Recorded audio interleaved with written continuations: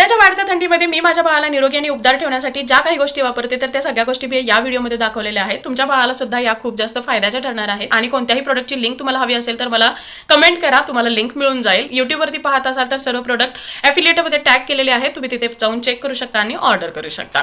तर बऱ्याचशा व्हिडिओजमध्ये तुम्ही पाहिलं असेल की बाळाला मी पूर्ण असा स्लीपसूट घालते. आधी नेहमी येलो कलरच्या स्लीपसूटमध्ये असतो, तर ते एक्स्ट्रा लेअरिंग अवॉइड करण्यासाठी जेव्हा तो घरामध्ये असतो, थोडीशी थंडी असते, तर त्यावेळी बाळाला उबदार ठेवण्यासाठी, कम्फर्टेबल ठेवण्यासाठी हे जे काही एक रॉम्पर आहे किंवा स्लीपसूट आहे हा खूप जास्त कामी येतो.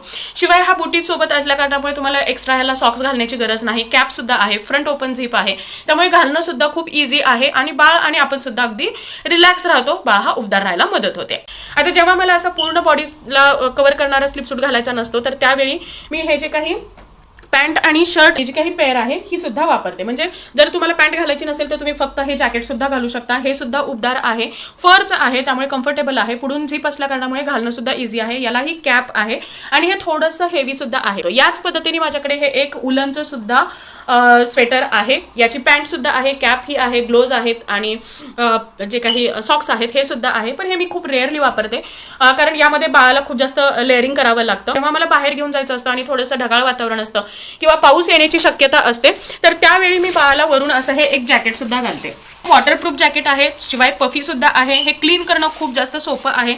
पुढे स्टिच बटन्स आहेत, त्यामुळे घालणंही इझी आहे. याला सुद्धा कॅप आहे. आता हे जे जॅकेट आहे हे शॉर्ट आहे, यामध्ये तुम्हाला पॅन्ट वगैरे येत नाही. थंडी थोडी जास्त असते आणि मला बाळाला पूर्णपणे बाहेर कव्हर करायचं असतं, तर हे आउटवेअरसाठी एक स्नो सूट आहे. तुम्ही ते पाहू शकता, हा पूर्ण बाळाला कव्हर करतो आणि हे पुढून झिप सुद्धा आहे. आतमधलं जे कापड आहे हे उलनचं आहे, त्यामुळे एअर ट्रॅप होते किंवा जे ऊब आहे ही मेंटेन राहायला मदत होते आणि पुढून झिप असल्या कारणामुळे बाळाला घालणं सुद्धा खूप इझी आहे.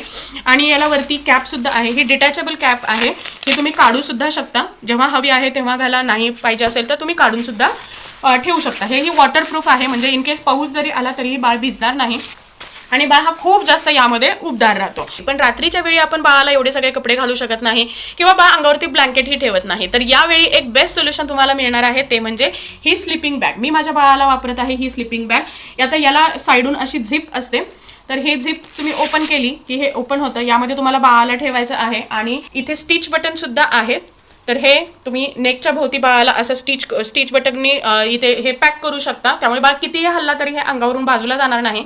जे हात आहेत हे इथून बाहेर येतात आणि हे नेक भोवती बाळाच्या बांधलं जातं, त्यामुळे बाळ हा अगदी कम्फर्टेबल राहतो आणि बाळाच्या अंगावरती सुद्धा नेहमी ब्लँकेट राहतं. हे ब्लँकेट प्रमाणे जाड आहे, उबदार आहे. मी हा एक हीटर सुद्धा वापरते. कपडे गरम करायचे आहेत, रूम गरम करायचे आहे, तुमचे हात गरम करायचे आहेत, तर त्यावेळी हा हीटर सुद्धा खूप जास्त कामी येतो. पटकन गरम होतं आणि खूप जास्त वेळ गरम राहायला सुद्धा मदत होते.